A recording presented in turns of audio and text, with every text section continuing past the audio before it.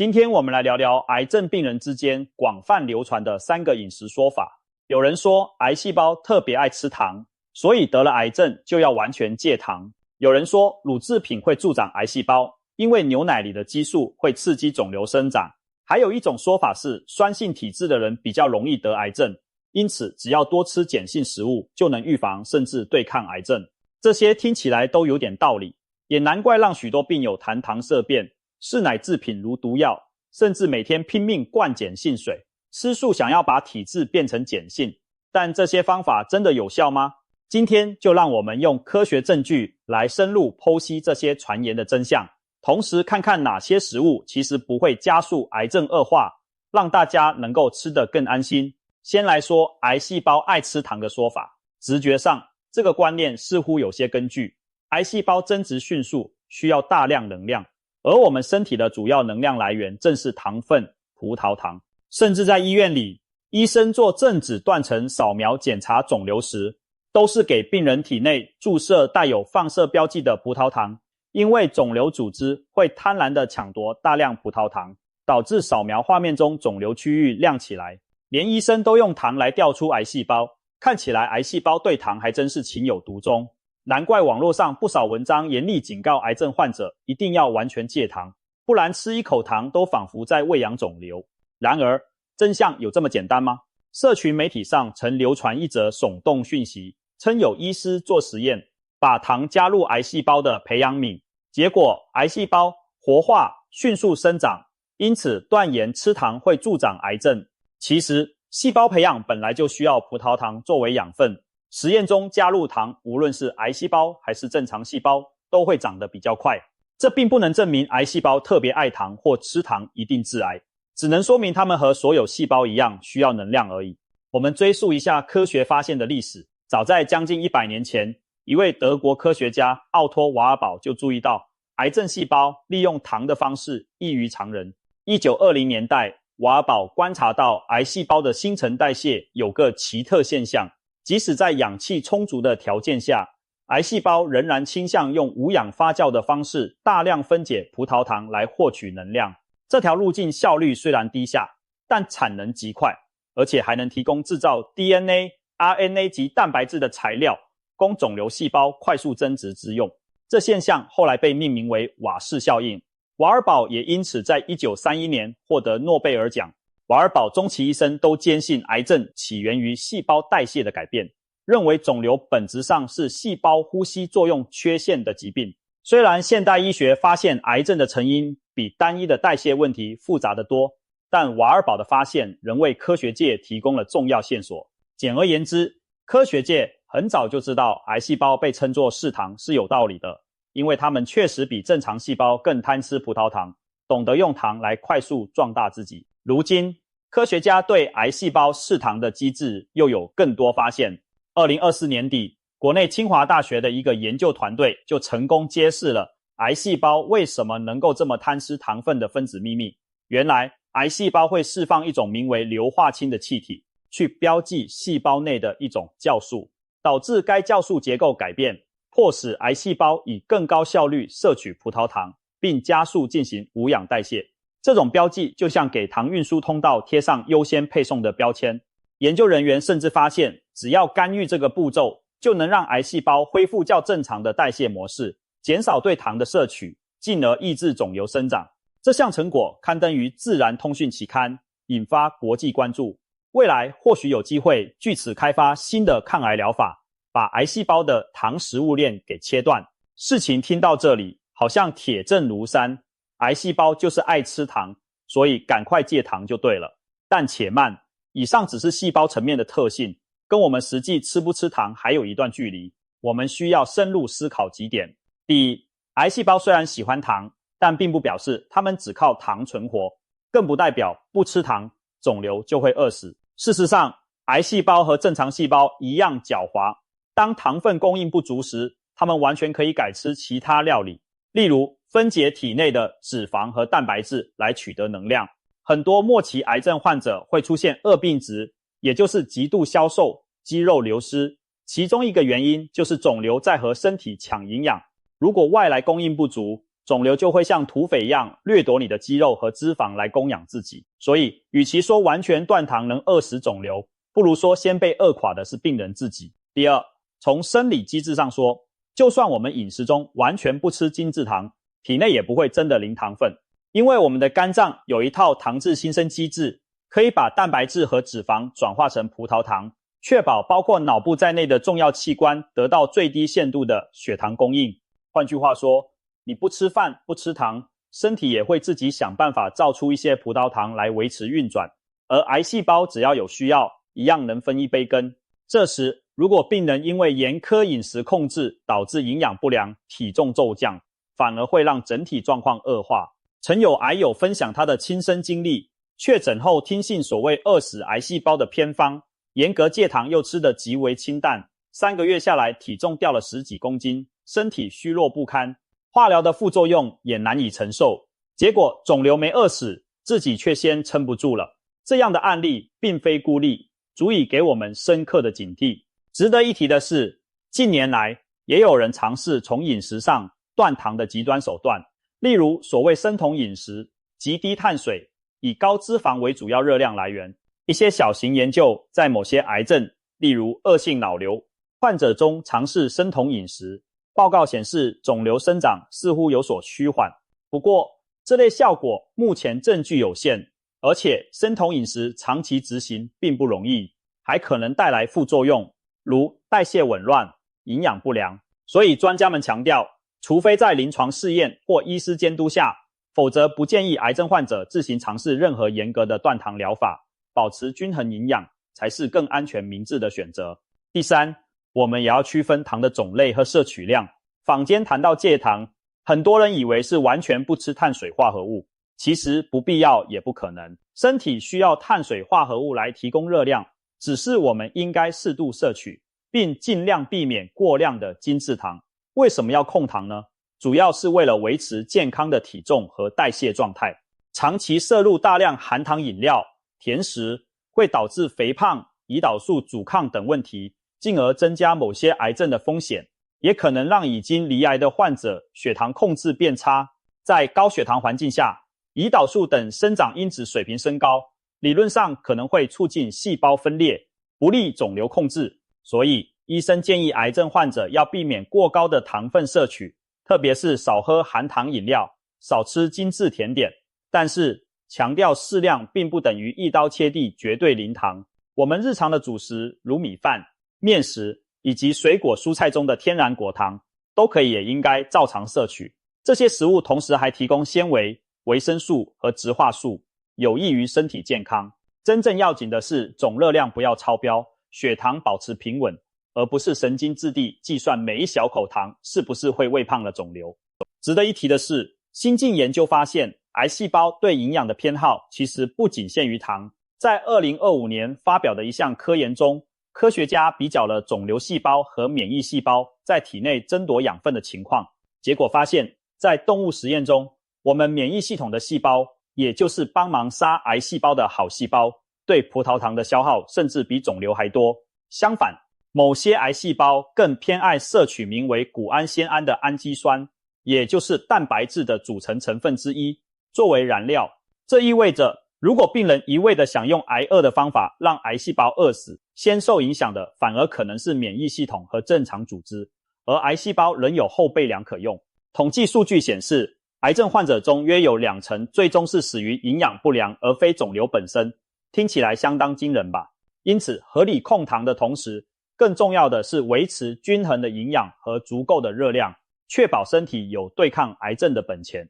适当的糖分不仅提供日常能量，也是免疫细胞运作的燃料之一。完全不摄取只会削弱我们的战斗力。讲完了糖，再来看看乳制品致癌的说法。许多癌友拿到诊断后，往往第一时间就有人劝说奶类千万别碰，会刺激癌细胞生长。坊间流传各种版本的说法，有人说牛奶里的荷尔蒙，例如胰岛素、样生长因子等，会促使癌细胞增殖。也有人举出某些研究，指称乳制品摄取量和某些癌症的风险升高相关，比如摄取很多奶制品的人前列腺癌或乳癌发生率较高，甚至有极端的论调声称牛奶的危害比香烟还严重，听了实在让人心惊。那么真相是什么呢？我们该不该因为怕癌而从此和牛奶、起司、优格们永别？先说结论，适量摄取乳制品并不会直接导致癌症，也没有证据显示乳糖、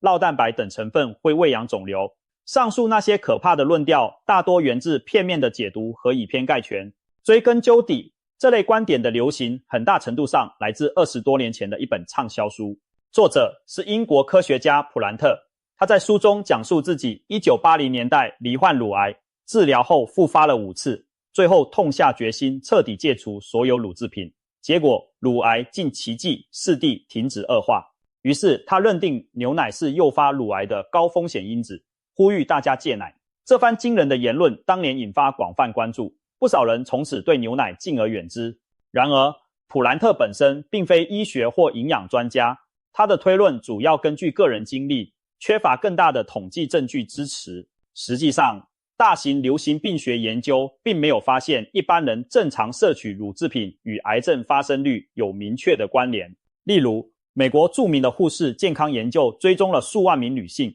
多年数据分析显示，每天适量摄取奶制品，包括牛奶、乳酪含优格，与乳癌风险没有显著相关。有些研究甚至发现，乳制品摄取与某些癌症风险呈现负相关，也就是说，适量乳制品摄取者的特定癌症风险更低。比方说，有研究指出，经常摄取乳制品的人，结直肠癌的发生率较低，可能是发酵乳品中的益生菌和钙质对肠道产生了保护作用。当然，相关性并不等于因果，我们不能因此断言喝牛奶防大肠癌，但至少说明乳制品并没有想象中那么可怕。其实，如果牛奶真有如此严重的致癌风险，国际健康指引早就会明确叫大家远离乳制品了。但事实是，世界癌症研究基金会等权威机构并没有将乳制品列为致癌物，相反，他们在均衡饮食建议中仍包括低脂乳制品作为蛋白质和钙质的良好来源。喝牛奶对人体的好处，例如补钙强骨、提供优质蛋白，已被广泛证实，而牛奶致癌则缺乏硬证据支持。当然，科学态度是求真务实。我们也注意到有研究对乳制品提出警讯，确实有部分研究观察到高乳制品摄取可能和某些癌症风险略有增加。例如前列腺癌风险，有统计发现大量摄取乳制品者罹患前列腺癌的比例稍高于少乳者，推测可能与乳制品中的荷尔蒙或高钙摄入影响体内激素平衡有关。不过，这类研究结果经常互相矛盾，尚无定论。此外，普兰特教授主张的乳制品与乳癌关联，在更严谨的长期研究中并未得到明确支持。倒是有细部分析提出一个有趣现象，在停经前女性中，每天摄取2份以上高脂乳制品，如全脂牛奶、奶油起司的族群，乳癌发病率比摄取较少者高一些。不过，在更年期后，女性中乳制品摄取多寡和乳癌风险则看不出相关。这提示我们，乳制品对癌症风险的影响可能取决于特定情境，例如生理荷尔蒙状态、乳制品的脂肪含量等等。换句话说，就算未来证实大量乳制品可能在某些条件下增加某些癌症风险，那也是有剂量和条件限制的，并不是喝一杯牛奶就会致癌那么夸张。谈到这里，可以发现乳制品本身并非什么剧毒之物，反而有其营养价值。对癌症患者而言，蛋白质和热量的充足摄取尤其重要。如果因为害怕乳制品而一概不吃，就必须从其他食物中设法补充同等的蛋白质和钙质，例如多吃豆制品、深绿色蔬菜或者鱼虾、小鱼干等含钙高的食物，否则营养摄取不足，反而削弱身体对抗癌症的能力。牛奶和优格除了提供优质蛋白，也含有钙质、维生素 D 和 B 群等营养素。如果病人在治疗期间胃口不佳，喝点牛奶或优格其实是方便获取营养的方式，大可不必因为某种传言就拒绝入口。当然，每个人体质不同，对乳糖不耐受的人或正接受某些治疗造成肠胃敏感的患者，可能需要避免乳糖或选择优格、起司等发酵乳制品来减少不适。但这是为了舒适和消化考量，并不是因为乳制品会助长癌细胞。此外，有人担心现代饲养手段让牛奶含有较多生长激素，但这些激素大部分会在消化过程中被分解，真正进入人体循环系统的量非常有限。人体自身也会产生生长激素和 IGF-1， 饮食中从乳制品多摄取的一点点激素，相对于体内本身的浓度更是微乎其微，不太可能翻江倒海地影响细胞运作。总而言之，目前主流医学并不支持乳制品致癌这种耸动说法，一般人或癌症病友都可以适量享用奶类及其制品。如果实在不放心，可以选择低脂或发酵乳制品并控制分量，如此既能获取营养，又不用过度担忧。接下来谈谈所谓酸性体质容易得癌症的说法。这几年酸碱体质论在养生圈甚为流行，不少文章宣称人体体质有酸碱之分，而且酸性体质的人更容易生病。罹癌要预防就得改吃碱性食物，喝碱性水，才能把体质调成碱性。听起来头头是道，因为还提到了 pH 值这样的化学概念，让人深信不疑。然而严格说来，这种说法毫无科学根据。我们的身体不是腌黄瓜，不会说泡在酸醋里就变酸，泡在碱水里就变碱。正常人体的血液酸碱值约略保持在 7.35 到 7.45 之间，呈现微弱的碱性，而且这个范围受呼吸作用和肾脏机能的严密调控，并不会随意受到饮食改变。当我们吃下所谓酸性或碱性食物后，食物代谢产生的多余酸碱成分主要由肾脏透过尿液排出体外，以维持血液酸碱的恒定。要真的把一个人吃成酸性体质，除非是罹患了严重的疾病导致代谢失衡，例如末期肾衰竭无法排酸，或严重肺部疾病无法排出二氧化碳，那时血液可能会偏酸，勉强算是出现酸性体质，但那已经是危急的病理状态，绝非靠饮食调养就能解决。那么酸性体质致癌这个说法从何而来呢？主要是对某些研究的误读。前面提到，癌细胞常用无氧途径分解葡萄糖，产生大量乳酸等代谢物，结果就是肿瘤周围的局部环境往往偏酸。于是有人搞错了因果关系，宣称既然肿瘤爱在酸性环境生长，所以身体酸化就容易生癌。但实际情况是，肿瘤让局部环境变酸，并不代表酸性体质会导致肿瘤。就像火灾，现场温度高，并不是温度高就自己起火，而是火先出现才造成高温。同理，癌症出现使组织产生酸性废物，而非人体变酸才引发癌症。可惜的是，酸碱体质这个似是而非的理论蒙蔽了许多人，一时间各种碱性饮食法、碱性水产品大行其道，仿佛只要喝碱性水、吃碱性食物就百病不侵。其实早有营养学者和官方单位出面辟谣，国内的国民健康署就明确指出，食物的酸碱属性不会改变人体血液的酸碱值，也没有证据显示吃碱性食物可以预防或治疗癌症。有些人会拿试纸测量自己的尿液或唾液酸碱值，以判断体质偏酸还是偏碱。事实上，这样的测量意义不大。饮食确实可以影响尿液的酸碱度，比如吃很多蔬菜水果，尿液可能偏碱；吃大量肉类蛋白，尿液可能偏酸，但这只是肾脏正常调节的结果，并不代表血液也跟着变酸或变碱。至于唾液的 pH 值，更是受到口腔中食物、细菌的影响，无法作为身体内环境的指标。因此，靠试纸颜色来诊断酸性体质，完全是不科学的做法。美国就曾发生过一起因迷信酸碱体质论而延误治疗的案例。一位癌症患者深信所谓的酸碱疗法，放弃了医生推荐的治疗，改喝大量苏打粉水来中和体内酸性。结果他的癌症不但没有好转，身体反而每况愈下，最后不得不提告那名宣扬偏方的所谓疗法专家，获得了巨额赔偿。据报道，这位鼓吹酸碱疗法的人士随后还被法院判处有期徒刑，付出了应有的代价。这起真实案例发生在2018年，也给所有人敲响警钟，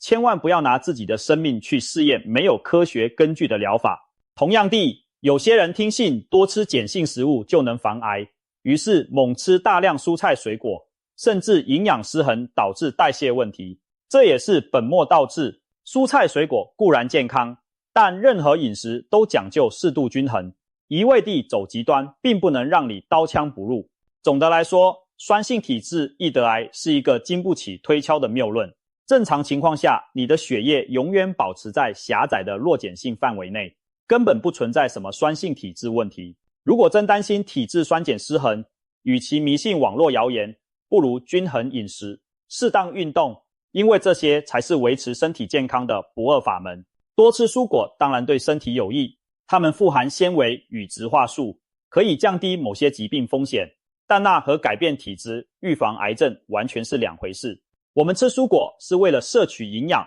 维持健康体重，而不是为了在体内中和什么所谓的酸毒。同理，正常饮食中的蛋白质、碳水化合物和脂肪都是必须的养分，不能因为某个偏方理论就盲目忌口，特别是癌症患者更需要营养充足，才能保持良好体力来对抗病魔。现在回到最初的问题，究竟哪些食物不会加速癌症恶化？经过讨论可以明确的是，均衡适量的正常饮食不但不会助长癌细胞，还能帮助患者维持体力，对抗疾病。真正该避免的，与其说是哪几样特定食物，不如说是整体上营养失衡或过度不良的饮食习惯。对癌症病人来说，下列几点比盲目忌口更为重要。首先，务必维持足够的总热量和蛋白质摄取，不要因为害怕吃错干脆不吃，或长期只啃青菜水果不碰主食。食欲不振、摄食不足会导致严重体重下降和肌肉流失，让你无力对抗疾病。研究显示，营养不良会显著提高癌症患者的死亡风险。其实，癌症患者每日所需的热量往往比平日更多，用于修复组织和对抗肿瘤，同时蛋白质需求量也较一般人高。营养专家建议，每公斤体重至少摄入约1到 1.5 公克的蛋白质。因此，有条件的话，每一餐最好都包含优质蛋白质来源，比如鱼肉、禽肉、蛋类或者豆制品、奶制品等，避免身体的组织被肿瘤夺取走。另外，也有人误传癌细胞最爱蛋白质，建议病人少吃肉蛋类食物。但实际上，如果不摄取足够蛋白质，癌细胞一样会通过分解肌肉组织来获取氨基酸，结果就是患者身体更加虚弱，反而助长恶化。因此，绝对不能因为担心喂到癌细胞就拒绝蛋白质食物，保持肌肉和免疫功能的健全，才有力量跟癌症对抗。其次，饮食必须均衡多样，不要单一的狂吃某些所谓抗癌食物，也不要完全排斥某一类食物。5大类食物都要兼顾，包括全谷杂粮、优质蛋白、蔬菜水果、乳制品或豆类蛋白替代品，以及适量的健康油脂。蔬菜水果富含纤维和抗氧化营养，可以多吃，但也不能缺少淀粉主食来提供热量，更不能缺少蛋白质来修复组织。适量的健康脂肪摄取，例如坚果、橄榄油等，也有助于提供高密度的热量，并携带脂溶性维生素。总之，各种营养元素都很重要，缺一不可。最后，改掉已知的不良饮食习惯，这里指的是过量食用加工食品、红肉、高油、高糖食物，以及酗酒、抽烟等生活习惯。这些确实会增加癌症风险或导致病情恶化，